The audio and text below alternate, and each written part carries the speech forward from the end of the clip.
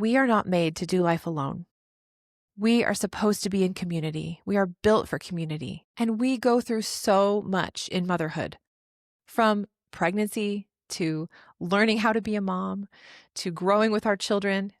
We grow so much. And it's so helpful to have other like-minded friends along with us on this journey.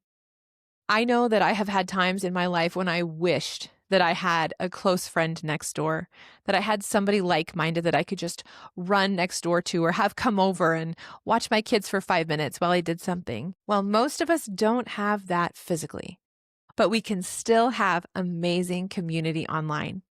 So I am opening up the Rejoicing in Motherhood membership, and I want to invite you to come and join us.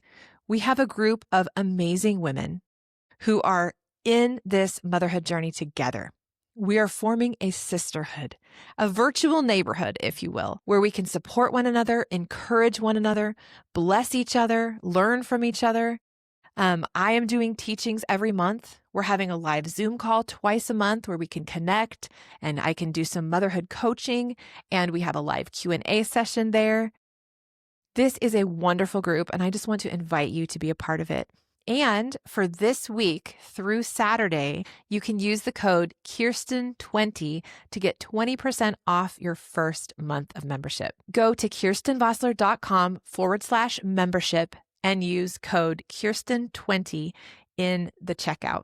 I cannot wait to have you join us. It is going to be so great. Hello, and welcome to the Rejoicing in Motherhood podcast. I'm Kirsten Vossler, a mom of 10, and I love being a mom. I am here to encourage, inspire, and equip you to thrive in both motherhood and in life. Friends, today we're going to talk about a sensitive topic. We're going to talk about how to care for your body, your soul, and your spirit after a miscarriage. And at the end, we're also going to talk about having hope in pregnancy after a loss. Maybe this relates to you, and maybe you have a friend who has gone through this or is going through this. And so I want to encourage you, if you do, to just share it with someone.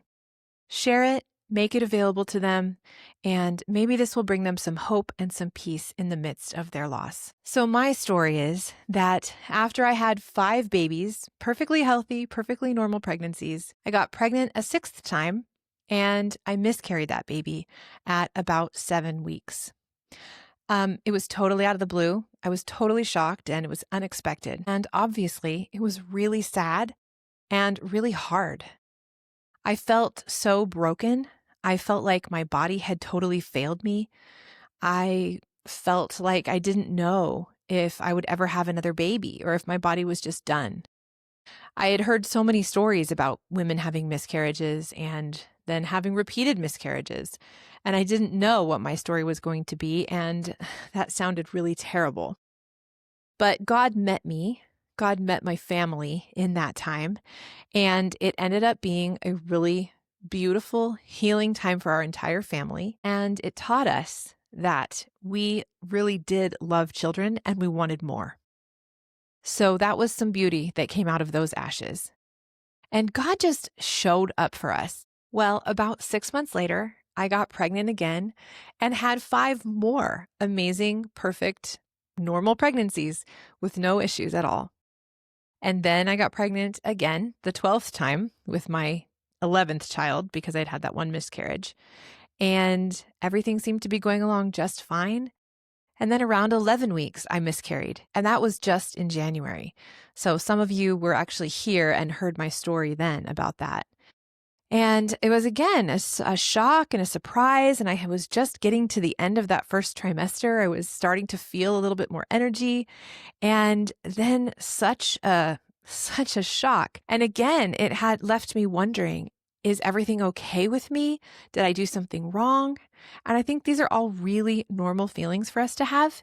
And we have to recognize that sometimes miscarriages just happen. There really is nothing we can do about it. And that's a little bit of a comfort in and of itself, but we're going to talk throughout this episode about how to really heal our spirits, souls, and bodies.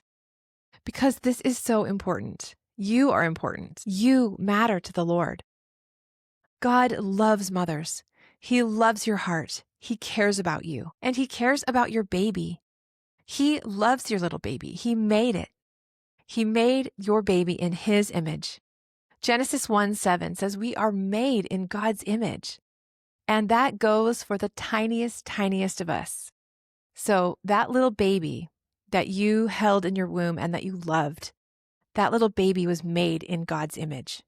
They were fully a person from the moment of conception. Listen to what Psalm 139:13-18 says. You made all the delicate inner parts of my body and knit me together in my mother's womb. Thank you for making me so wonderfully complex. Your workmanship is marvelous. How well I know it. You watched me as I was being formed in utter seclusion, as I was woven together in the dark of the womb. You saw me before I was born. Every day of my life was recorded in your book. Every moment was laid out before a single day had passed. How precious are your thoughts about me, O God. They cannot be numbered. I can't even count them. They outnumber the grains of sand. So even those tiny babies in the womb that don't ever see the light of day, those babies are valuable to God. He made them, He created them, He formed them with His own hand, and every moment of their life was laid out before Him. His thoughts about our precious babies that are now in heaven cannot even be numbered. He cares about them so much, and He holds them in the palm of His hand. In 2 Samuel 12, King David and Bathsheba lose their child. And in his grief, King David says, I will go to him one day, but he cannot return to me. And this is such a beautiful indicator that our little babies are in heaven with God. David believed that. I believe that. I know hundreds and hundreds of other women who have had this experience of losing a child and recognizing that they are with Jesus. That is such a blessing and a comfort to know. And we will get to see them again one day, whole, in a beautiful heavenly body. And won't that be an amazing reunion? Now let's talk about some ways to heal and to care for our body, soul, and spirit as we recover from a miscarriage. Let's start with the body. First and foremost, rest, rest, rest. Your body has just been through a whole lot. Your body had a pregnancy and it had a birth. Your body has a lot of healing and restoration that it needs to do. So give your body some time. Rest, sleep, eat nourishing foods, keep yourself warm. Warmth helps the body to heal because it doesn't have to expend so much energy to keep itself warm. So get some comfy, cozy pajamas. Just take care of your body and hang out. Let your body rest. Take a shower, wash your hair, clean your body, help your body to feel fresher. I know when you're in those first few days, especially right after a miscarriage, you just feel gross and awful and your heart is broken. And sometimes taking a shower and just getting yourself cleaned up a little bit is really, really helpful for your mental state as well as your physical state. Another thing that is really helpful and nourishing for your body is to take warm herbal baths. There are some postpartum herbal blends that are perfect for this. And I know you don't even want to think about anything postpartum when you're just freshly having a miscarriage, but these herbs are specially put together for women who have just had a birth. And you did just have a birth, even though it was tiny and it wasn't what you wanted. And just allowing your body to rest in a lovely bath is a really good way to help heal your body. Eat nourishing foods. Think about things that are good when you're sick. Think about things that are good when you're recovering from an illness. Really delicious soups and stews, some good meats, maybe some really yummy artisan bread. Just those things that are really rich and nourishing and will just help your body feel better and recover faster. And your body has been through a lot, like I said.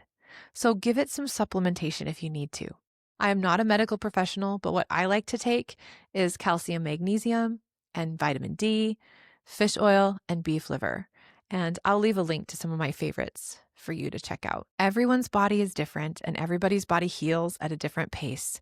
And you might feel like you just want to get up and shake it off and keep going. And that's okay. But be sure you give yourself at least a little time.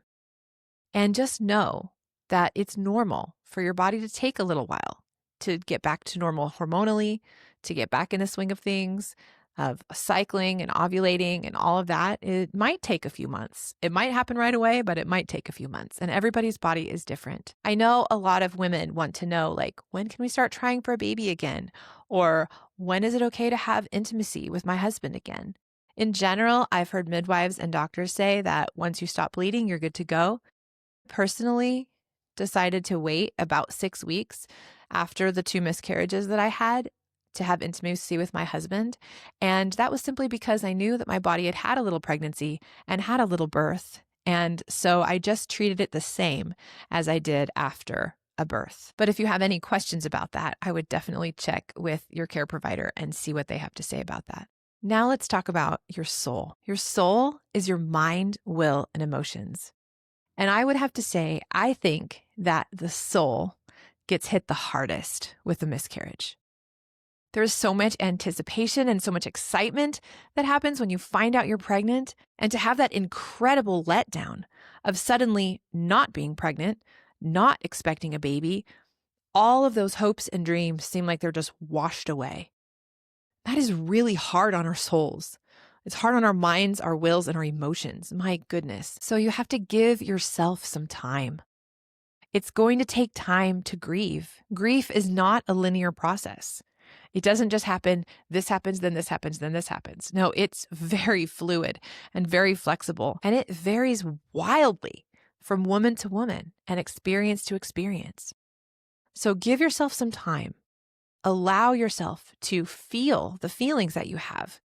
And I think spending some time journaling is really, really helpful, at least for me. Talking with my husband, talking with a close friend who understands what I'm going through or who at least cares and wants to listen. Don't just push past the feelings. Allow yourself to understand the depth of what you're feeling. Name your baby if you want to.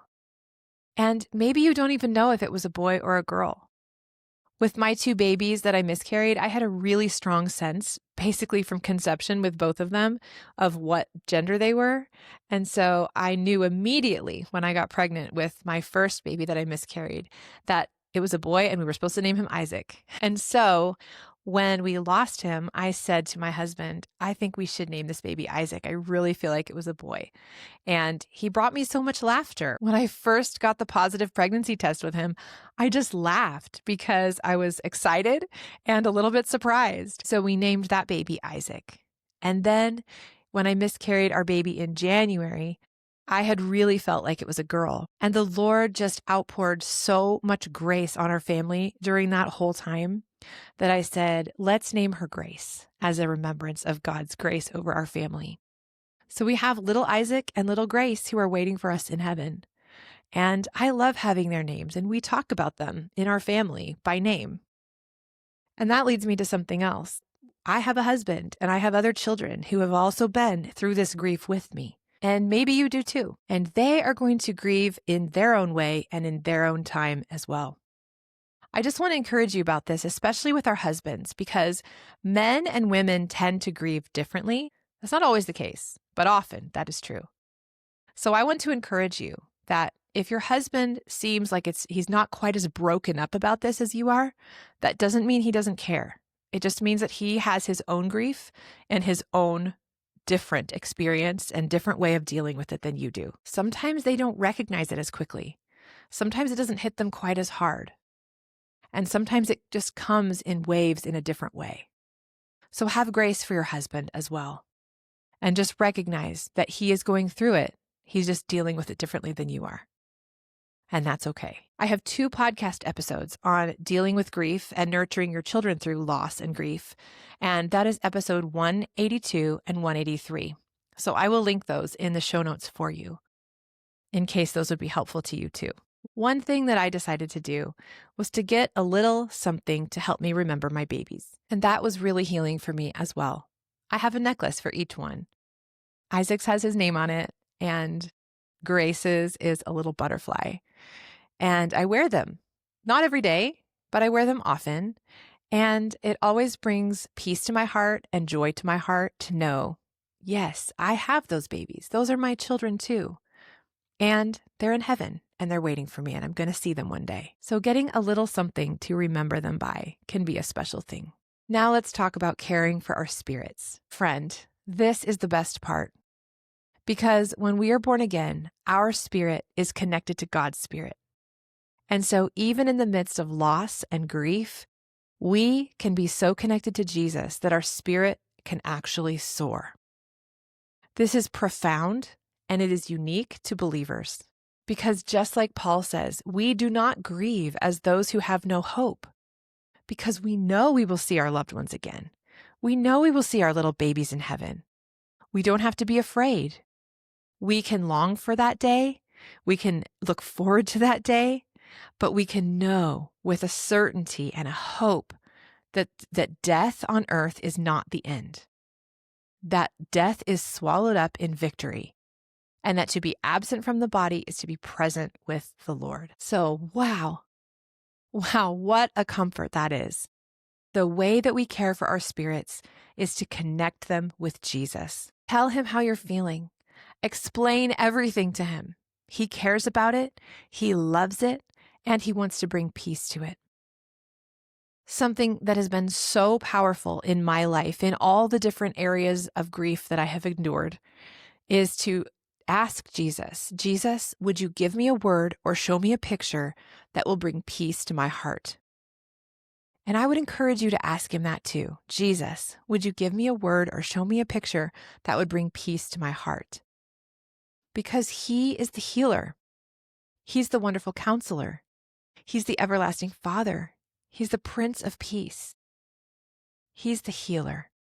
He not only heals our bodies, he not only heals our souls, he heals our spirits. And he will give us the grace that we need to get through this. Of all the things that I've said to you in how to heal our bodies, how to heal our souls, the very most important thing I could ever say is to allow Jesus to heal your heart. Allow Jesus to speak peace to your heart. He will speak peace to the pain. In fact, he will carry that pain for us. I remember with that first miscarriage, feeling so brokenhearted, so lost, so surprised and devastated. And going to Jesus and saying, Jesus, what do you want to say to me? What can you show me that will bring peace? And he showed me a picture of my little baby with him. And he showed me that he was alive and that he was beautiful and that he was being cared for. And that brought so much peace to my heart. And I even felt like Jesus was letting me see a glimpse into heaven. Jesus showed me such sweet things. When I miscarried Grace, Jesus showed me a picture again of Isaac in heaven, and he was bigger. And he showed me a picture of Jesus holding Grace in his arms and handing her to Isaac, and both of them just looking at each other with so much joy and exuberance. And he showed me some of my other family who have gone to heaven before me. My dad and my mother-in-law were there, and they were just all around these children, and they were all loving each other and loving Jesus. And there was so much joy and so much light and so much laughter, and it just took away the sting. So let Jesus speak to your heart. Let him show you the beauty that he has for your baby. Let him comfort your heart with his words. He ministered to my heart so much through hearing his words and through reading his words in the Bible. He is not going to leave you alone in this. He cares about you. He wants to take care of you. He wants to heal the wounds that are in your heart. And I want to encourage you to allow your spirit to lead your soul. Because remember, your spirit is connected to God's spirit. Your soul is your mind, will, and emotions. So your soul feels all the things on the earth. Sometimes it feels like our emotions just want to run away. And in those times, our spirit needs to be the one to lead our emotions back into alignment with Jesus. We can feel the feelings, but they don't have to lead us to despair. So take care of your body, take care of your soul, and take care of your spirit. Connect it with Jesus. Now I want to talk for just a minute about pregnancy after a loss. Because I've been pregnant after losses 2 times. And I know that brings with it an entirely new set of feelings, a whole new world of potentially fear, anxiety, and just not knowing what's going to happen, and possibly even projecting bad things into the future and expecting bad things to happen because we've had them happen before. This is totally normal, but it isn't the way it has to be. If you are pregnant after a loss, congratulations. Rejoice and be blessed and be excited over the new life. This is a new baby with a new outcome. Just because you had a miscarriage before does not mean that it's going to repeat. And in fact, begin to pray over yourself. Pray over your body. Body, I bless you to be healthy and whole and to carry this baby in health all the way to a full-term birth. Baby, I bless you to grow and be nourished and flourish within my womb. And bless your mind. Mind, I bless you to line up with Jesus and to believe the truth. This is another area we can allow our spirit to lead our soul. And talk to the Lord about it. Of course, you know this is my answer to everything, but talk to Jesus about it. Jesus, what do you want me to know about this pregnancy? What do you want me to know about this baby? And recognize this is a new baby. This is a new life that God has given to you. Bathe yourself in truth and ask Jesus to give you peace in the midst of all the mixed emotions and the feelings that you're having. You see, pregnancy is a really special time. It's a time when we're very vulnerable and sensitive and open, and it can be a time of real extra healing in our hearts. It's a time when we can go more deeply into the pain that we've had in the past and allow that to be healed by the Lord. I know sometimes it can feel tempting to kind of hold back and try not to get excited, try not to really fall in love with this baby because you're afraid of hurting again. And yet that doesn't help us.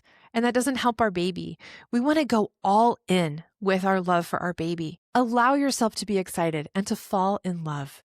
This is a precious, precious time for you and this new baby. So work through whatever comes up. Talk with Jesus about it. Talk with your husband about it. Maybe meet with a friend or someone who knows about inner healing and will help you just connect with the Lord. That is invaluable. And then I also just want to mention on a really practical physical level to check your hormone levels and supplement with progesterone or something if you need to. I'm going to leave a link in the show notes for an article from Dr. Platt Wellness, and I learned a lot from him. He's a hormone expert. I actually used his progesterone protocol to help balance out my hormones after my last miscarriage and then coming into my pregnancy, and it has been a real benefit to my body. So I will leave that link for you to check that out. Friend, I love you, and I bless you with peace and grace as you work through this stuff. And if you have lost a baby, I'm sorry. I care about you. I want you to know that you are not broken. You didn't do anything wrong. It's going to be okay. And Jesus will heal every pain and every hurt that you have, physically, mentally, and spiritually. Now, my friend, we are not made to do life alone. We are supposed to be in community. We are built for community. I am opening up the Rejoicing in Motherhood membership, and I want to invite you to come and join us. We have a group of amazing women who are in this motherhood journey together. For this week through Saturday, you can use the code Kirsten20 to get 20% off your first month of membership. Go to kirstenvossler.com/membership and use code Kirsten20 in the checkout. I cannot wait to have you join us. It is going to be so great. Well, friend, have a wonderful week. Call a friend and say, hey, let's jump in this membership together. I love you, and I will talk to you again very soon.